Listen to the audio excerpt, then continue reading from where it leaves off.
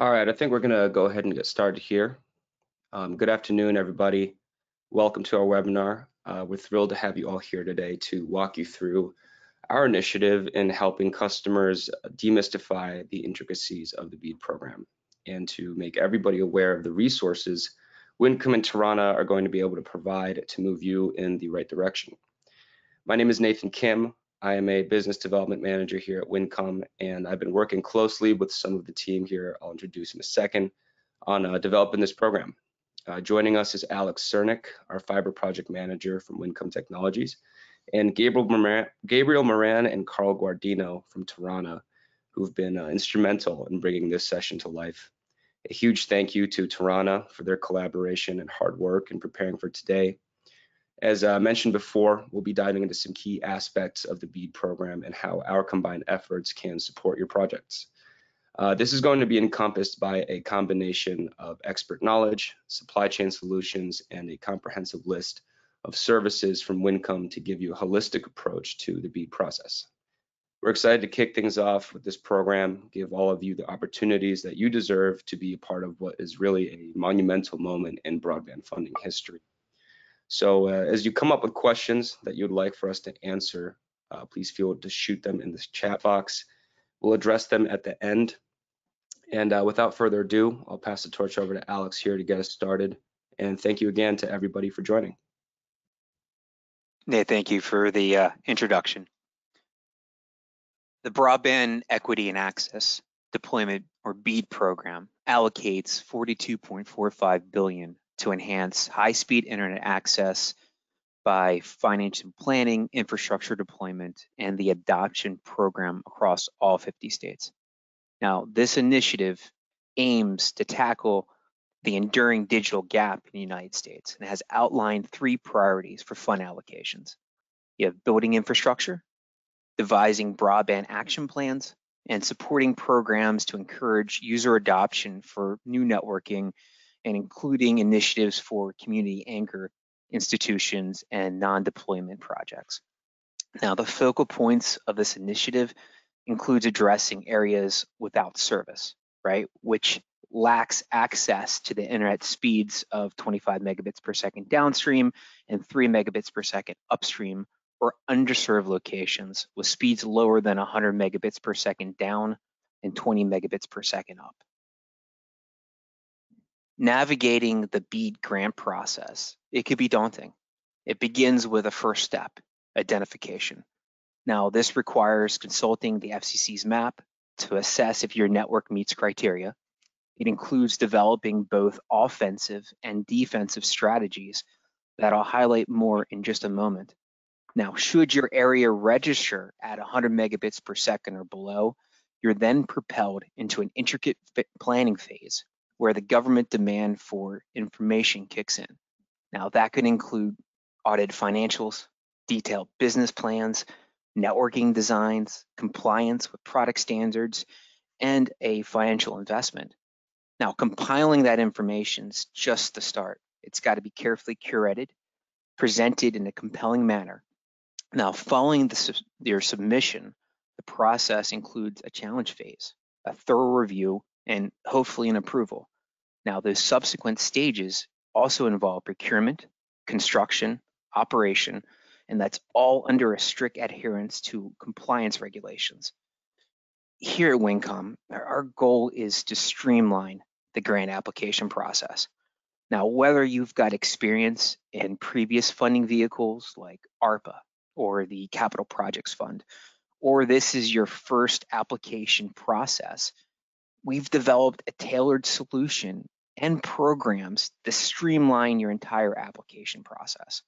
Now, on the forefront of our strategy is the proactive identification of the industry's leading suppliers. Now, that's both on active and passive, and these are eco-center types of solutions, so soup to nuts. Now, that could include active fiber, like your ONTs and OLTs. It could be your fiber solution, your bulk cable, your cable assemblies, your ancillaries. It can be fixed wireless. And a great example of that is Tarana, who we have on the line with us today. It could also be your infrastructure suppliers. from your towers to your connectors to everything from top to bottom. Now, we're identifying those suppliers that are compliant with either the Buy America BABA program or that brand new ratified unavailability waiver. Now, the second tier focuses exclusively on services, and Winncom has introduced an array of comprehensive services to support your project, literally from start to finish. Now, our grant writing service offers project management throughout the entire grant application.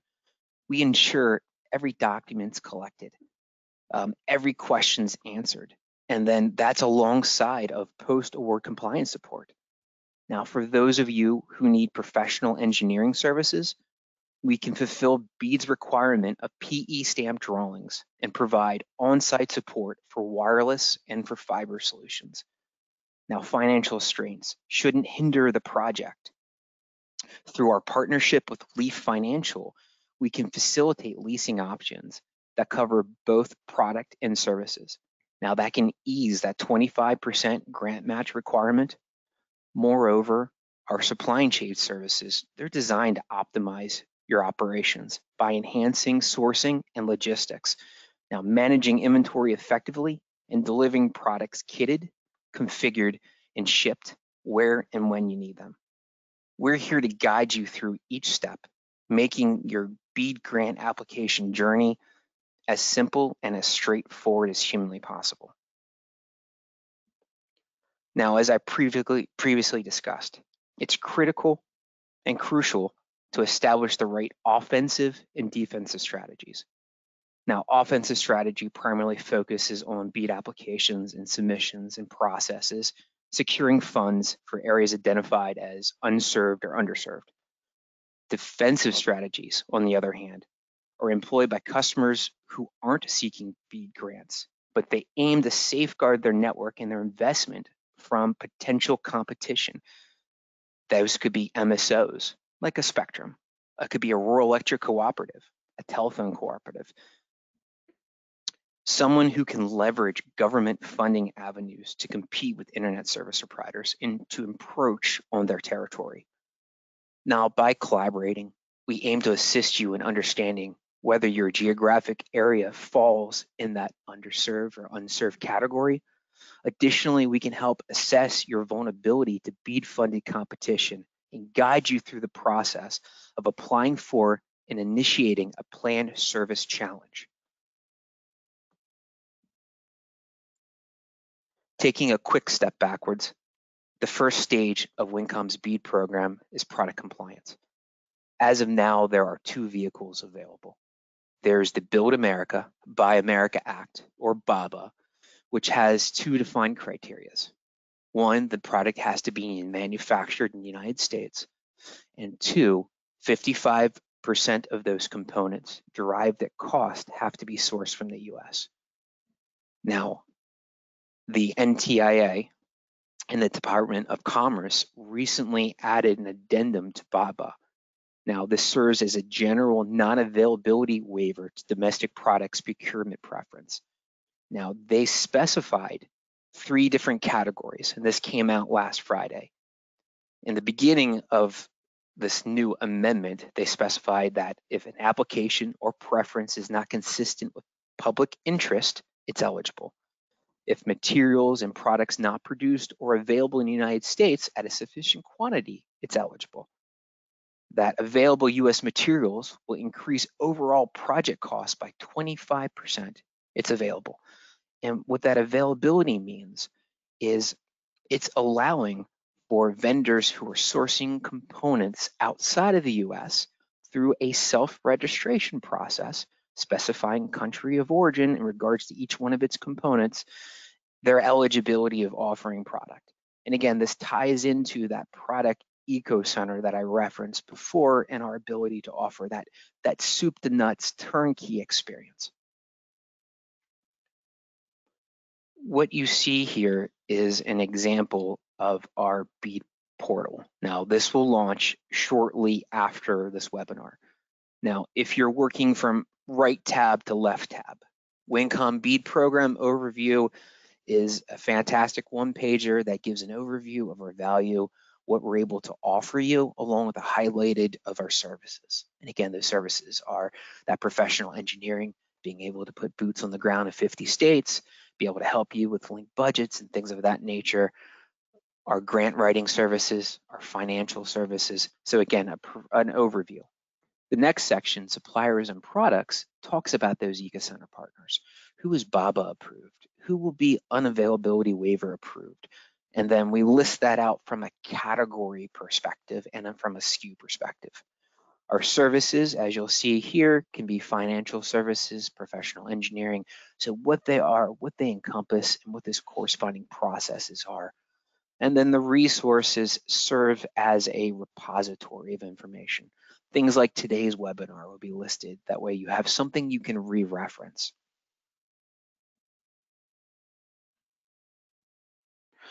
So for our Tarana team on the line, I have a question to propose. So as technology progressed, what has been the response of NTIA in individual states? Moreover, are there any indications from states that they're finding fiber alone insufficient for their needs? Alex and Nathan, on behalf of Tarana Wireless, I want to thank you again. We love our partnership with Winncom and the opportunity to present this morning to other folks who share that passion of universal service to every family in the United States. And as you can see on the screen, yes, technology advances. When I was growing up, it was a rotary phone, and there was one in our entire house. And now who could live without their ubiquitous cell phone always in their hand or by their side? And it's the same with next generation fixed wireless access technology, being able to accomplish what before was just not possible. And in the case of Tarana Wireless, that technology has seen several advances. I will just mention one under the headline that it's amazing you can accomplish when you have professionalism and passion with purpose. And the purpose of Tarana Wireless, celebrating its 15th year this month, is the ability to do non-line of sight from great distances and high speeds, low latency with reliability. And also to be able to do interference cancellation, whether you are in licensed or unlicensed spectrum, and we're in both. We're in CBRS, and we're in 5 gigahertz, and now 6 gigahertz as well. And those technological advances allow us to deliver 800 megabits per second in any way that an internet service provider partner and their customer want to slice and dice that into a plan. So when we look at BEAD, the purpose primarily of this call, that base standard of 100 megabits per second down, 20 megabits per second up, that's easy for us to accomplish. If it's direct line of sight, the ability to go 18 to 22 miles, near line of sight, 10 to 12 miles, non-line of sight, 3 to 5 miles, like my own home in the base of the Santa Cruz Mountains here in California, being able to go 2.5 miles non-line of sight, 484 megabits per second down. At my home, 220 megabits per second up. So however the customer wants to be served by and in partnership with their ISP partner. So the technology has really advanced and it's incredibly exciting. Anyone who wants more information, reach out to me, carl@taranawireless.com.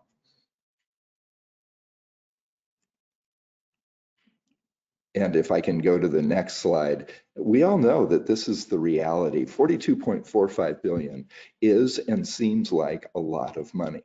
But when the goal, the #1 stated goal of the bipartisan infrastructure law and the BEAD notice of funding opportunity, NOFO, clearly and unequivocally states success is 100% of unserved and underserved American families. That is how the NTIA rightfully is underscoring what success looks like. And that's going to be very hard to do without a mix of technologies that meet and preferably exceed those reliable, affordable, high-speed, low-latency standards required through the legislation and through regulatory acts by the FCC and in the NOFO by the NTIA. So we have to stretch those limited dollars if we're going to achieve the goal. No single technology will be able to accomplish it if we do not. Next slide.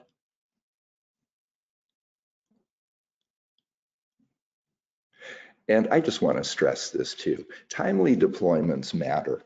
On the left-hand side of the screen, you see my wife and our son, Jacob, who we foster adopted at 3 months old. And that's a picture of Jacob when he was about 2 years old. And then another picture of him when he was 6 on my shoulders. And why am I showing that? Because this impacts real families and real people. And if we depend on a fiber to the premise only model, as great as fiber is and how much we depend on fiber ourselves for our backhaul, to think that we even have the money, let alone the time, to fiber every family in the United States, that would take 7 to 10 years. So Jacob, sitting on my shoulders, who's now in 1st grade, that means he'd be in 8th to 10th grade before our house was ever served if we hadn't already run out of money, which would have happened. So those three key points. Technology advances, and it has in exciting ways, and it's going to continue to advance. Second, that finances are finite. And third, that timely deployments matter. And going to, again, the heart of Alex's comment, the NTIA, as well as state broadband offices throughout the United States, share our mutual goal, 100%. Almost all of the states have that as their goal, and their initial proposals, Volume 1 and Volume 2, reflect that. It's our collective job to help them to achieve that goal by what we can offer to deploy that type of affordable, reliable, high-speed, low-latency service. Alex, back to you. And thank you. This just emphasizes, when I was working my way through college, so this is a much younger picture of me there in the middle, my brothers and I hung drywall. And you learned a lesson really quick when you're in the construction field. You use the right tool in the toolbox for the job at hand. And that could be the hammer, the screwdriver, a wrench, whatever, but you use the right tool. And it's the same with what we are accomplishing for families across the country, as well as small businesses and community anchor institutions, etc.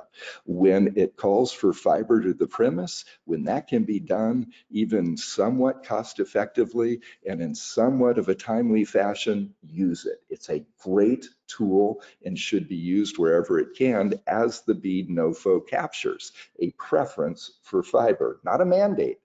Very important word difference, a preference, not a mandate.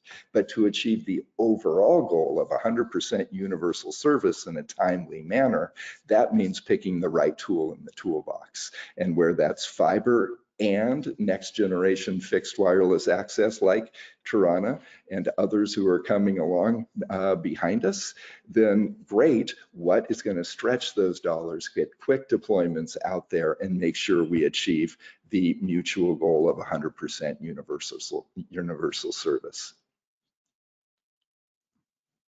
So Carl, I agree. It's about connectivity for everyone. And the key there is having the right tool in the toolbox. So I have a two-part question. So how has the NTIA responded to ongoing changes? And additionally, what notable successes has Tarana experienced in its collaboration with the NTIA?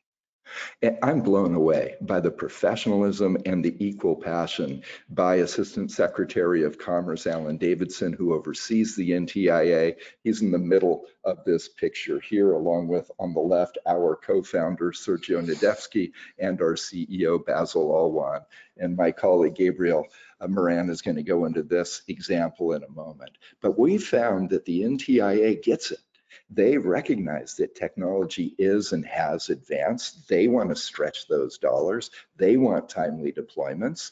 And a great example is the change in Tech Code 72 that Gabriel's going to describe in a moment about that they released last fall to the states and to ISPs and other stakeholders. But another example with the NTIA and states is what we view as experiencing is believing. There have been way too many examples of over-promising and under-delivering when it comes to affordable, reliable, high-speed, low-latency broadband. And so we actually take, as we did in this picture, the head of the NTIA out to see a deployment. We've taken broadband officers now from 16 states, sometimes multiple times per state, to actually see deployments with our ISP partners so they can experience the technology, ask hard questions, meet with an ISP serving communities in their state, and then finally 4, meeting with families whose lives have often been radically changed for the better by being equipped with high-speed, affordable broadband. And with that, Gabriel, do you want to talk about Tech Code 72, and I'll go off camera? Absolutely. And before I begin, I just want to thank the team at Winncom for their exceptional partnership on putting together this webinar. Many trade associations and internet service providers were very concerned with some of the lack of clarity surrounding the status of the BDC technology codes. When the BEAD NOFO was initially published by the NTIA, Licensed by Rule Technologies, or otherwise known as CBRS, these technologies were covered under the existing tech code definitions that were included and reflected in the BEAD Notice of Funding Opportunity that was published and utilized by the states in developing their initial proposals for their state's BEAD plan. However, with an FCC update to the BDC codes, it was no longer clear whether CBRS technologies would be considered to be capable of delivering reliable broadband service. And so Tarana Wireless, along with many other partners and allies, worked to help educate the NTIA to this issue and ensure that this confusion was ultimately resolved, to ensure that the NTIA was aware of the importance of CBRS technologies as part of the broadband technology toolkit to help close the digital divide in this country, as well as to ensure that the states had the appropriate clarity when making modifications to their BEAD eligible locations that they are currently looking to finalize through the upcoming challenge process, and to signal to providers that utilize CBRS technologies that their project applications are ultimately welcome once the BEAD subgrantee selection begins.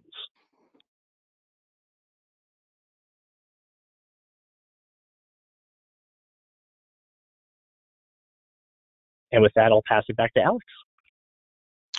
So I've been on a lot of calls with customers, and I could say for certainty, NOFO in particular has caused a lot of confusion among stakeholders and states. What's the primary objective?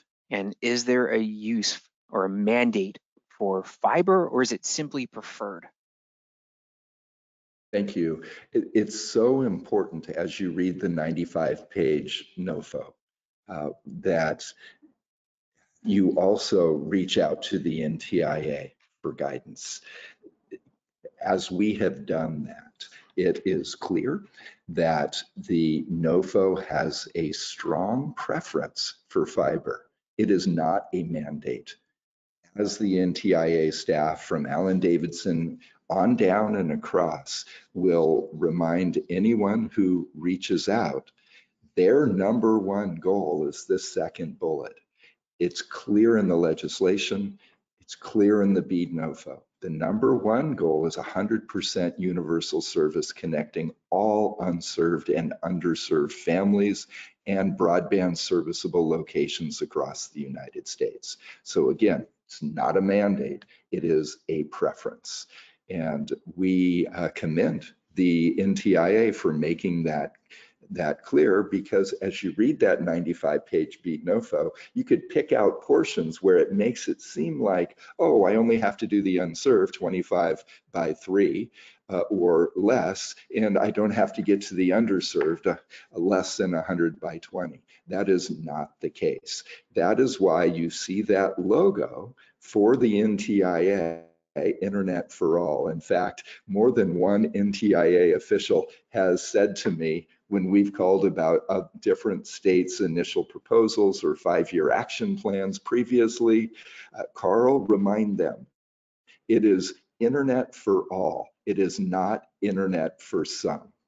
We don't want to be picking winners and losers in the United States. We want to equip every family and business with high-speed, affordable, reliable, low-latency broadband.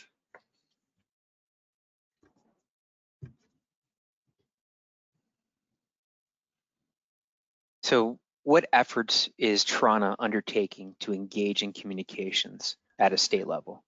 For Gabriel and I, one of the most fun parts of our job is to actually go out to states, meet with people from the governor's office, the congressional, House and Senate delegation, and especially state broadband offices and officers. Over the last 6 or 8 months, we have visited 16 states with, I believe it's 4 more planned over the next 8 weeks, so that state broadband officers can come out to an actual deployment in place and experience the technology themselves.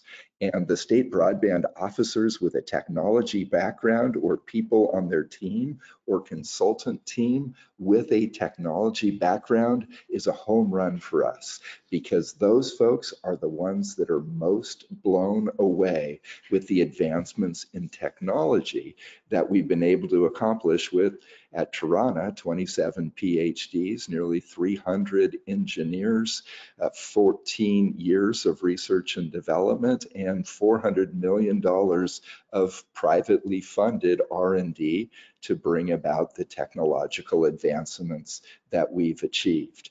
So this usually means flying out, going out to a suburban or rural area, and providing that opportunity for key leaders in that state to know whether or not they view this as an investment worthy of taxpayer dollars. And again, they've been blown away. So we can follow up with anyone who would like on the states that we've visited, or if you'd like us to come out and partnership with you to a state that you're in that we haven't done an experiencing is believing tour, we'll do it.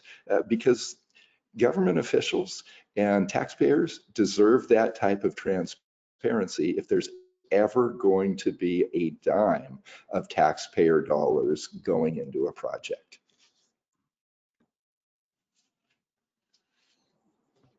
So Gabriel, can you provide an update on the current status of BEAD? Absolutely. We are at a really unique time in the overall BEAD process. As I have mentioned earlier, states have prepared their initial proposal, which is composed of 2 volumes. The first volume documents how a state will conduct its challenge process, which is the process by which a state refines its map of BEAD eligible locations in the state. And volume 2, which ultimately encompasses the subgrantee selection process that the State Broadband Office is looking to pursue in its bid to achieve the goal of 100% universal service. As of December 27th, all states have submitted their initial proposals, both volumes, to the NTIA for approval and iterative feedback and edits and revision. And as of February 20th, 16 states have had their Volume 1s approved. Only one state has had the distinct privilege to have both volumes of their initial proposal approved. That would be the state of Louisiana. And with both volumes approved, they are able to move forward with, they've wrapped up their challenge process, and they'll be looking to move forward towards the subgrantee selection process. But what's key here in noting the states that have had their Volume 1s approved, once the Volume 1 is approved by the NTIA, the state can then commence its challenge process, which is an integral part for ISPs to participate, even if they don't believe that they will be applying for BEAD funding. I believe that participation in the challenge process is integral to ensure that you're able to protect your existing broadband network, as well as to capitalize on some offensive growth opportunities that may not exist once the BEAD program has wrapped up.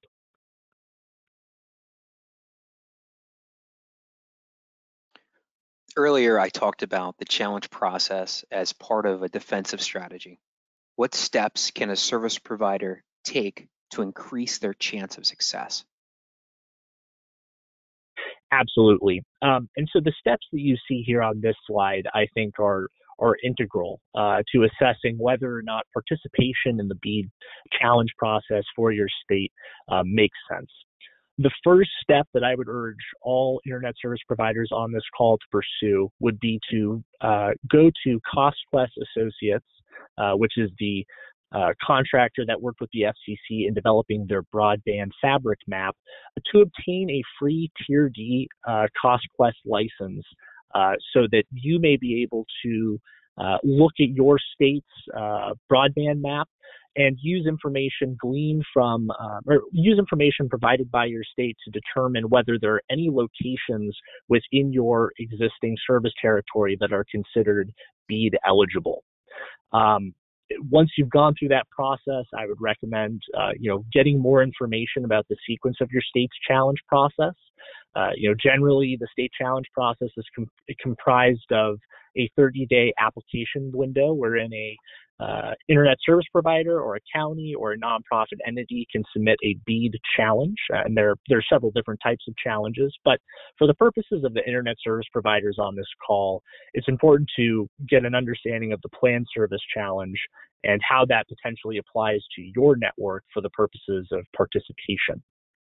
And then once you've made a determination as to whether the planned service challenge makes sense for you and your network, it's important to begin to take the necessary steps to commence network upgrades to ensure that you're providing reliable in the BEAD NTIA definition, reliable broadband service by the specified planned service deadline that makes up the planned service challenge.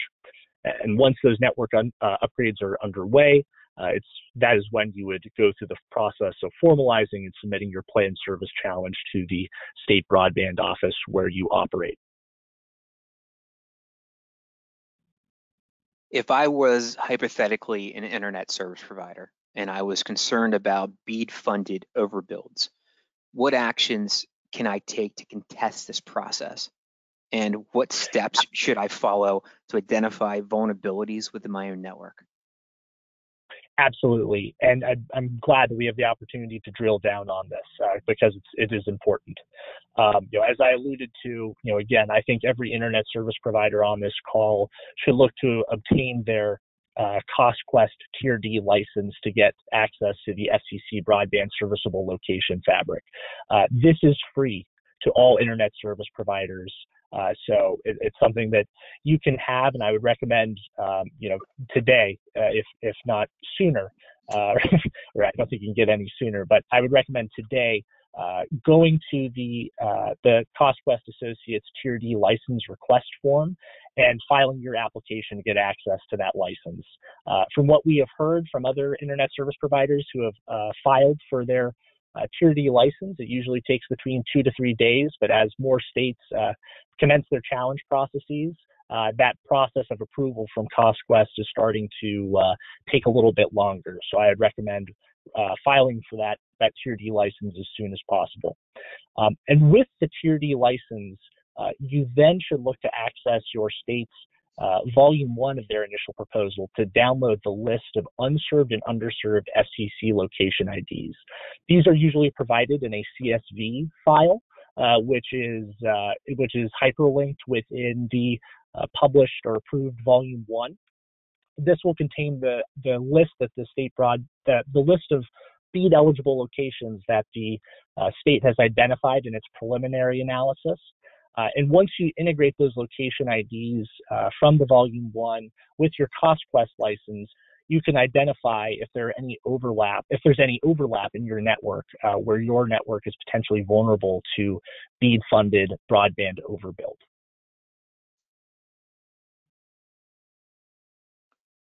After pinpointing BEAD eligible locations, what measures can we take to safeguard our network?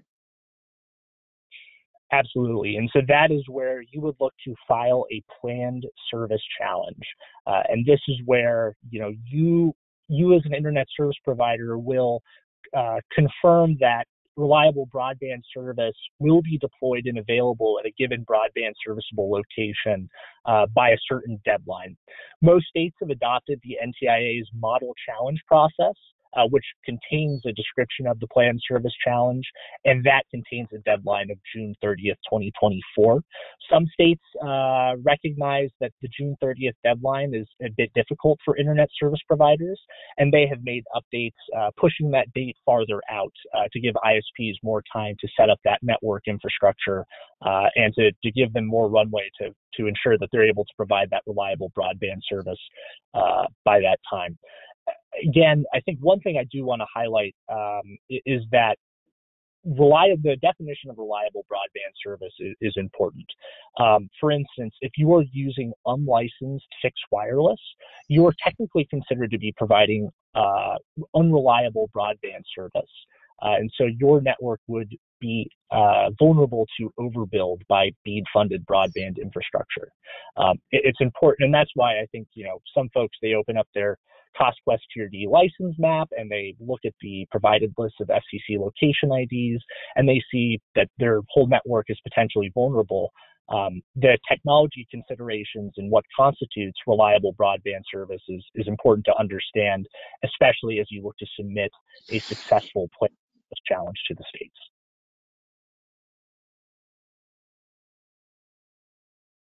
So Gabriel, what do our customers need to provide for a planned service challenge submission?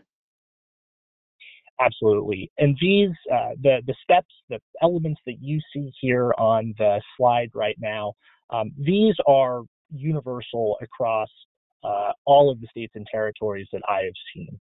You will need to provide a maximum advertised download speed, your max advertised upload speed, the technology type of service. So if you're going to be offering licensed fixed wireless or licensed by rule fixed wireless or fiber, you need to make that clear to the state in your application.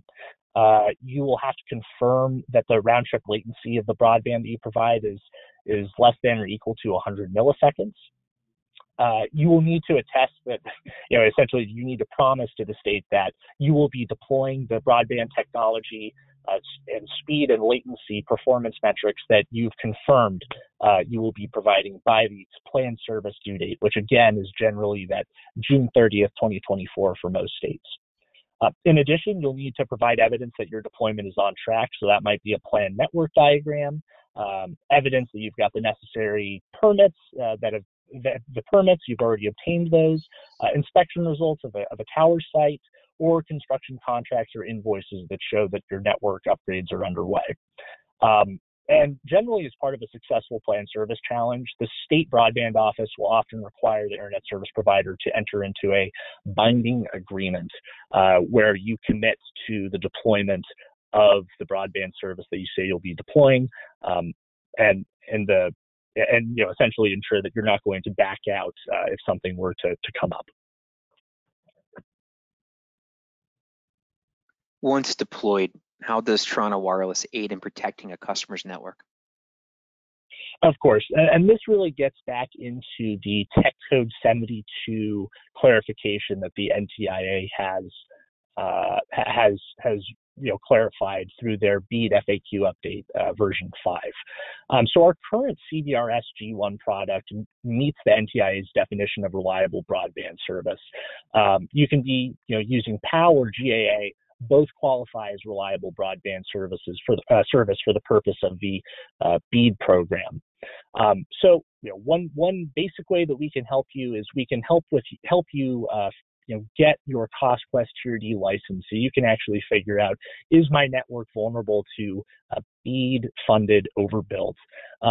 And we can also work with you to help figuring out, we can work with you to help figure out if you want to file a planned service challenge using Tarana's CBRS product, we can help you with the network planning and design to ensure that you are submitting a robust BEAD challenge to the state that they will ultimately accept. So again, there are two elements. We can help you with obtaining the Cost Quest Tier D license and helping to map out the FCC location IDs provided by the state for prospective BEAD eligible locations.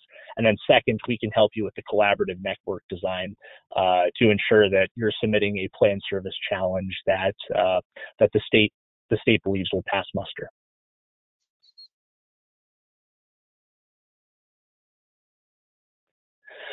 And finally, here, I want to highlight this offer that we are providing through Winncom, which is what we call the Planned Service Challenge Kit.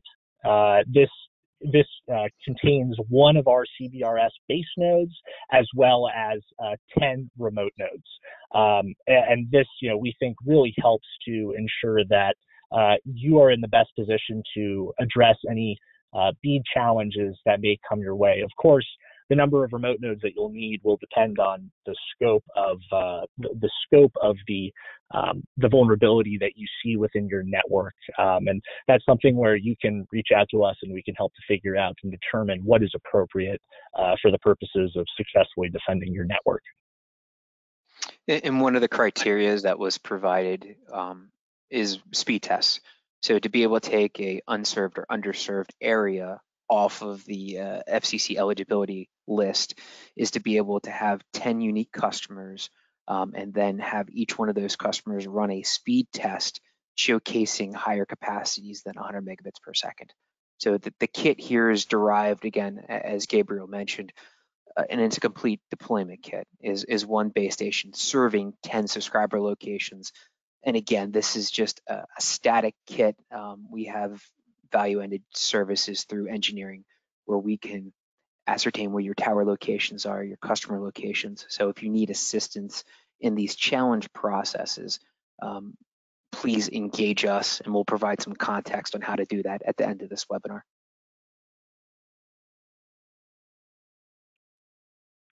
Thanks, Alex. All right. And that's where I really want to turn it back to the great folks at Winncom. And you've already alluded to this a little bit. Alex, I'd love for you to just delve into a little bit more as to what services Winncom can offer to support your customers through the BEAD application process. Absolutely. Thank you, Gabriel. So Winncom has a grant writing service, and this service helps to provide project management through the entire BEAD application process. I've mentioned this a couple times, but we all know BEAD isn't simple. Applications need to provide audited financials. You've got to provide pro formas, analysis of cash flow and balance, 3 years operation costs, projections, network designs, timelines, employees, if you're engaging contractors, among a ton of other stuff. Now, with this particular service, we'll help determine what's needed. We verify each one of the documents that you submit. We review the application and we'll help specify the right narrative. We ensure every document is compliant, and if there's any questions that arise, we assist in that as well. Government funding requires a lot of ongoing accountability. To make that easier, we offer post-award support. So to ensure taxpayer dollars are spent well, the government requires a whole bunch of strict compliances, and that could be progress and closeout reports. That could be how funds are spent and how it's documented. That could be how quotes are submitted or reimbursement invoices are issued. So through this, there is an additional program that would include compliance consulting, reporting, KPIs, handling of invoice reimbursements and closeout reporting, but ultimately a complete turnkey process.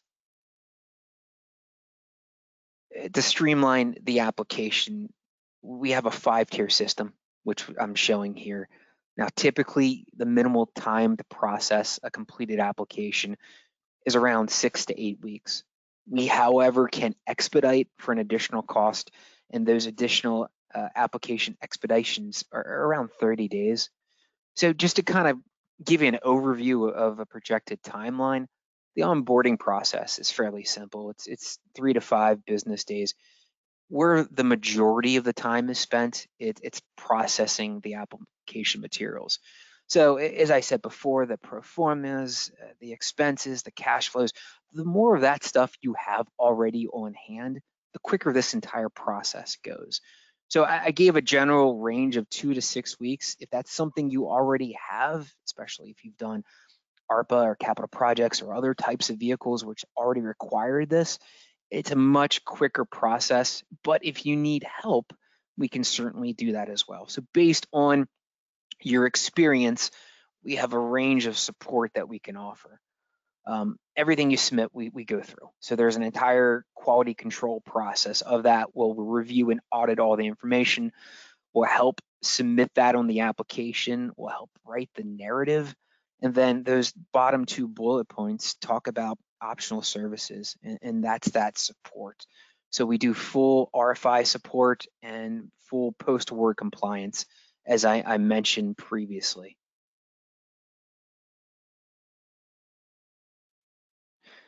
Now, Winncom has also recently added professional engineering services. Now, that's in addition to our native technical support capabilities. Now, based on the scope of work and size of whatever your BEAD opportunity is, we extended our staff through strategic partnerships. Now, through these relationships, we can support both fiber and wireless deployments. This gives us a bigger pool of resources. So on the right-hand side, kind of listed some of them, but 115 design engineers, there's 50 plus pole techs, 200 OSP and node design drafters. It gives us a big pool of project managers, but ultimately it gives us the ability to put boots on the ground in 50 states. Now, if it related to fiber, it could be OSP engineering for both high-level and low-level designs. It could be the permits and the submissions and the construction management. But in regards to wireless, it could be doing the site analysis. It could be doing the GIS mapping, being on site and putting together that pre-engineering, and that encompasses that entire professional engineering services. In addition to that, there are requirements for PE stamp drawings, which we have an individual SKU for. So again, based on whatever your requirements are, we do have a list of robust programs that are here to assist you. Now, we tie that all in with our partnership with Leaf. Now, Leaf is a financial solution provider, and they specialize in providing funding for services and equipment. A lot of times, funding is a potential problem. It could be up to 50% in coverage for the BEAD program, 25% associated to the letter of credit, and 25% associated to the grant match. That's a lot of money up front. Now, the grant match, however, can be reduced with equipment prepayment. So Leaf Financial Corp, which was founded in 2002, it's been over 22 years in operation, and they're part of Bank of America. We've leveraged them at Winncom for over 10 years, and we've used them for a lot of times where customers had CapEx constraints. So with Leaf, there's 2 programs that would be of interest. They have a Capital Now program.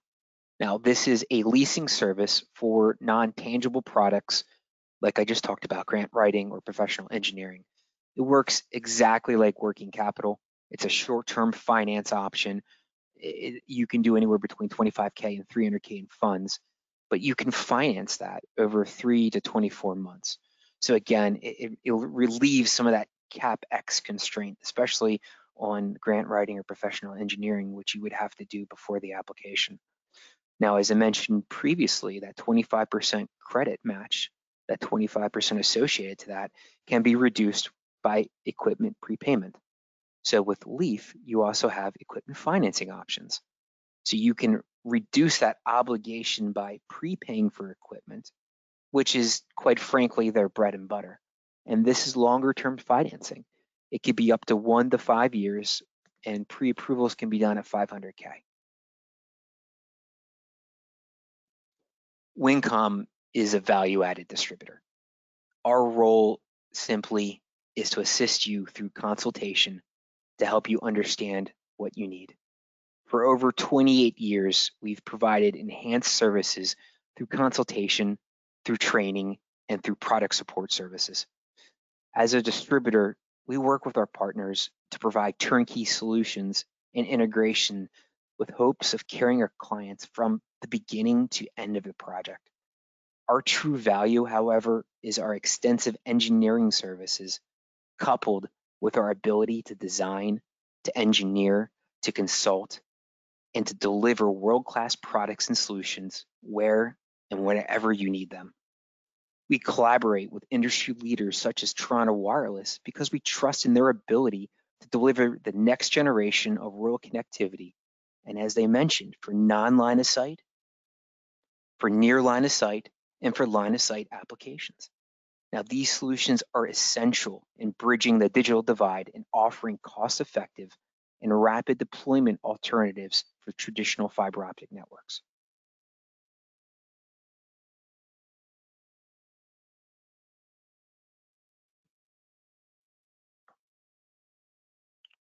Thanks, Alex, and thank you, Carl, and thank you, Gabriel, for the informative session there.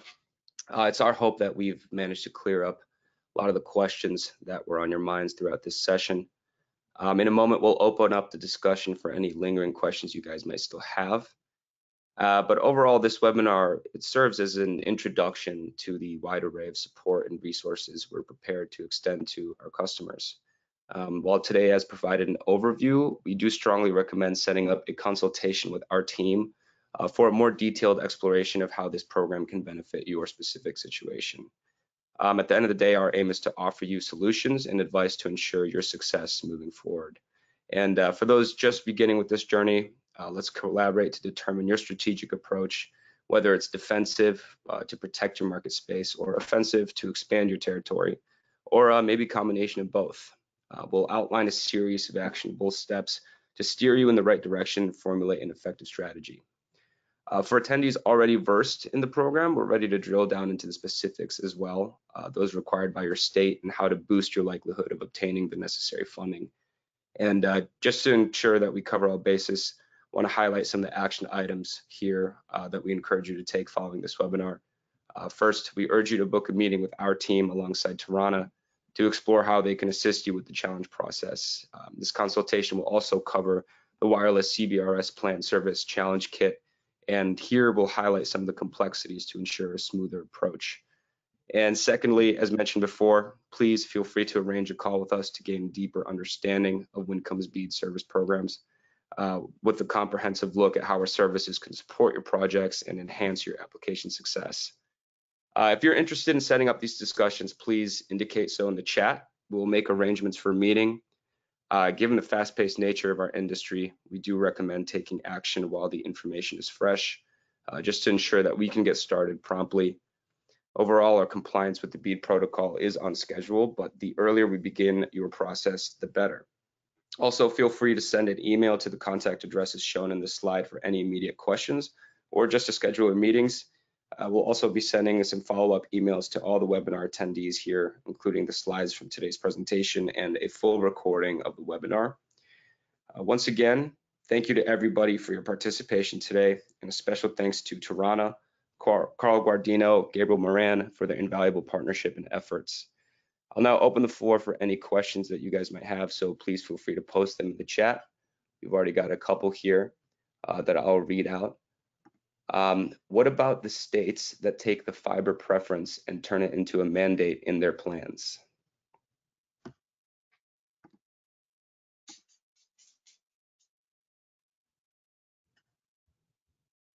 Gabriel, do you want to take that one? I know you've had a lot of conversations through your deployment tours. Absolutely, and just to clarify, was the question what states are fiber centric or what states are not fiber centric? I'm sorry. I just wanted to clarify. Is the question asking about like exemplary states that we really think are doing a great job with the BEAD program, or states that are more focused on fiber? I'm not exactly sure. I could read the question again. Maybe the aspect here can respond. But what about the states that take the fiber preference and turn it into a mandate in their plans? Yeah, absolutely. I can speak to that.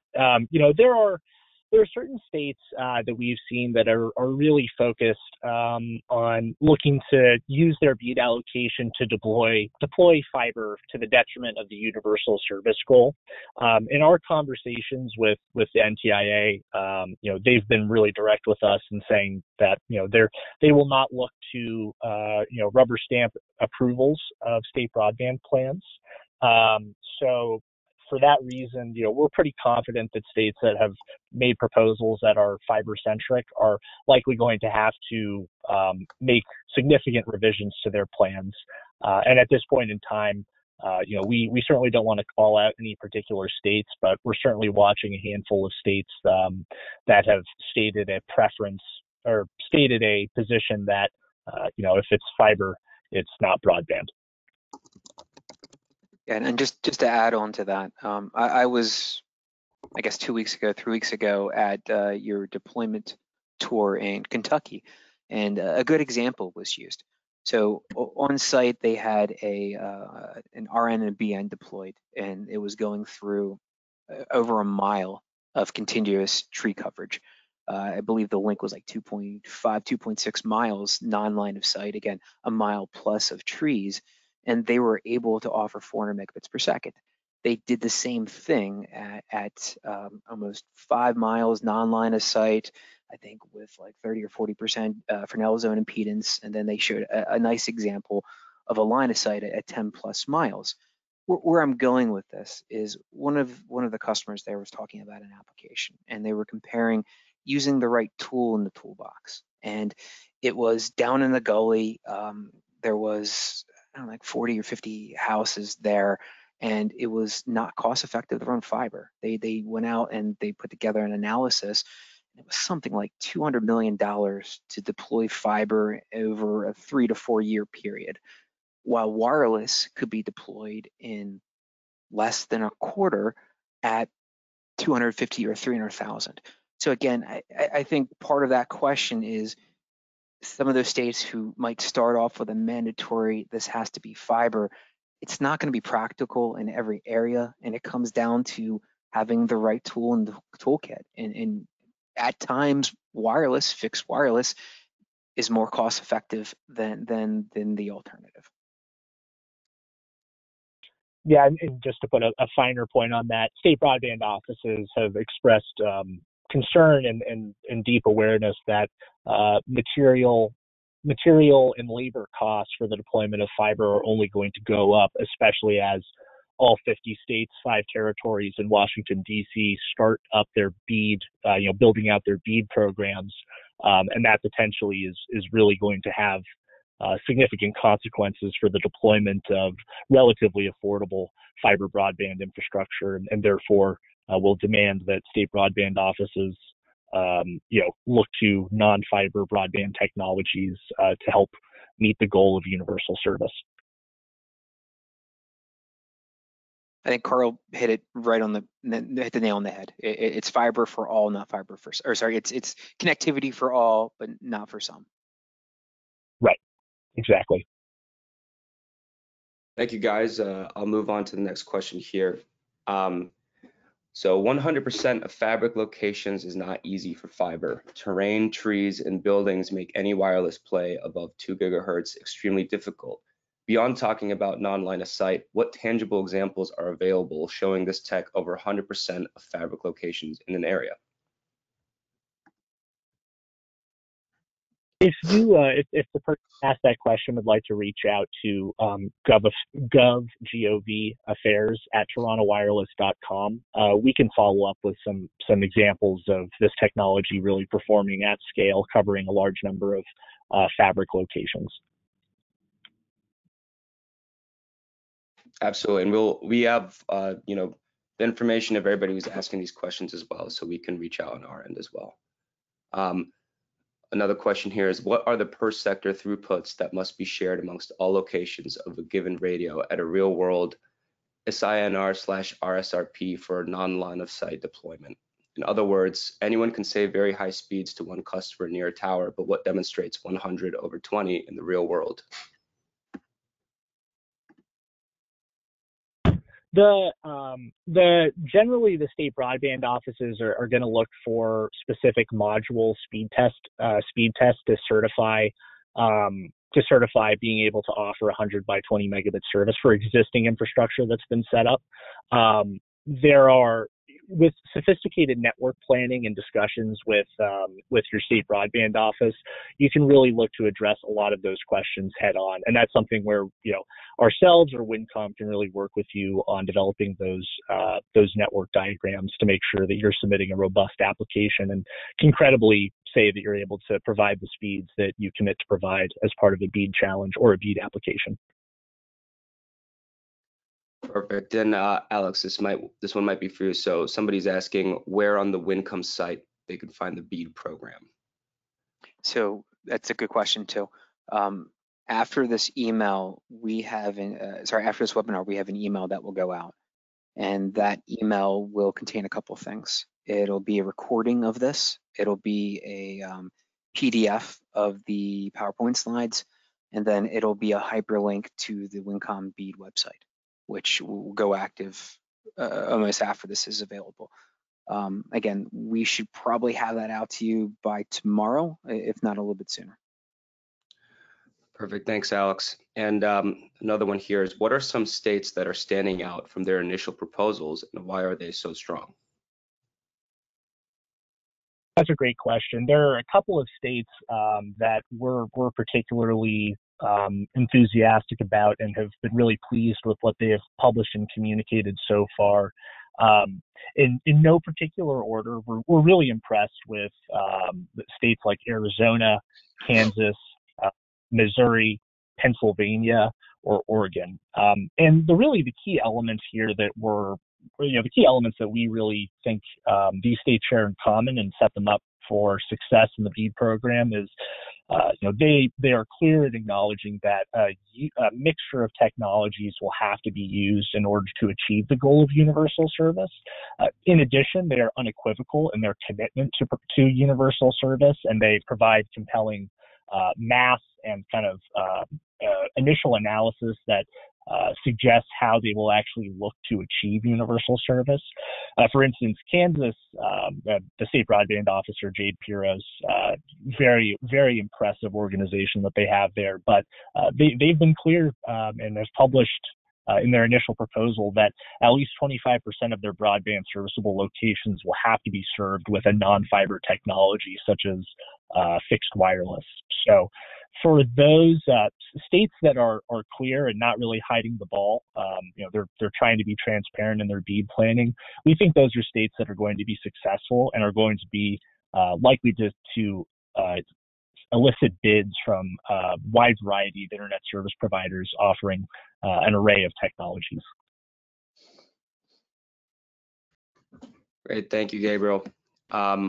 Another question for you here is Michigan one of the fiber-only states? From everything I'm hearing, they are.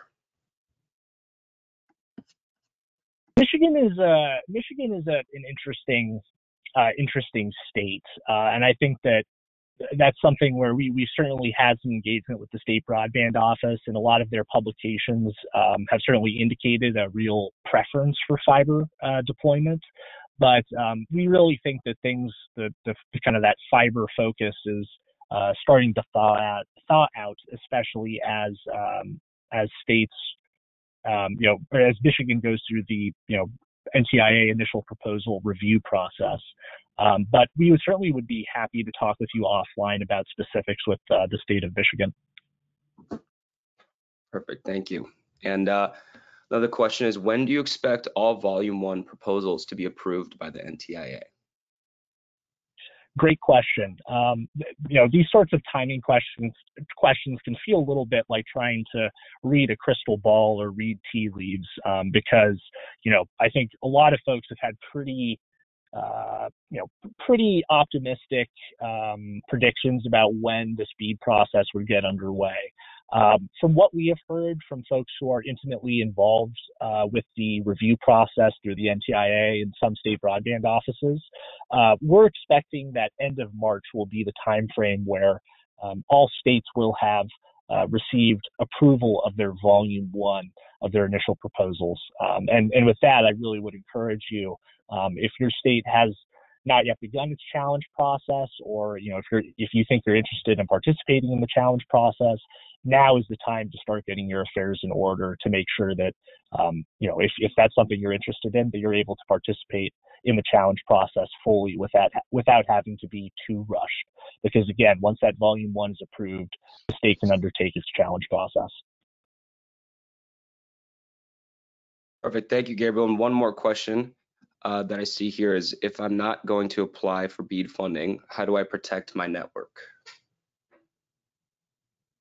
Yeah, and again, I would encourage you to participate in the challenge process. And once the slides are sent out, you can really review what those iterative steps would look like. But as you would first want to assess, again, is your network going to be vulnerable to BEAD overbuild? And if your network is vulnerable, if it makes sense for you to file a planned service challenge with your state broadband office.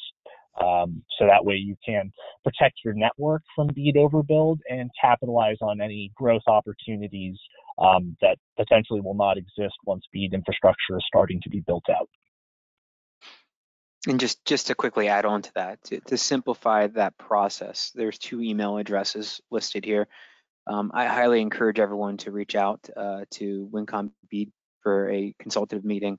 We'll work with you to be able to ascertain a lot of this stuff. They'll walk you through the FCC mapping, even to putting together a quick deployment kit and the entire design that comes through it. So we've got a pretty comprehensive solution collectively between Winncom and Tarana. So again, I encourage everyone to take advantage. If you're anything like me, you're running 1 million miles a minute, and as soon as you get off this, you're going to be doing something else. So I highly recommend reach out now. Let us know what time you have available, what date you have available, and we'll set up a discussion for next steps. But we're here to help, and that's the whole meaning behind this collaboration. There's a lot of money coming down the pipe, which is great for that offensive strategy. But on the same note, a lot of MSOs, I use Spectrum as an example. I've seen a lot of rural electric cooperatives. They're using these vehicles as ways to enhance their territory, which creates competition from a service provider perspective, sometimes an unfair one. So leverage us to help protect your network, your resources. And again, those emails are listed right here. Yeah, thank you. Thank you for touching on that, Alex. Appreciate it. Yeah, I think that's going to be the end of our webinar today. Thank you to Tarana, Carl, Gabriel, for helping with everything here. We hope to see some responses from people, and hope to work with you a little bit more personally on all this and give you as much help as we can.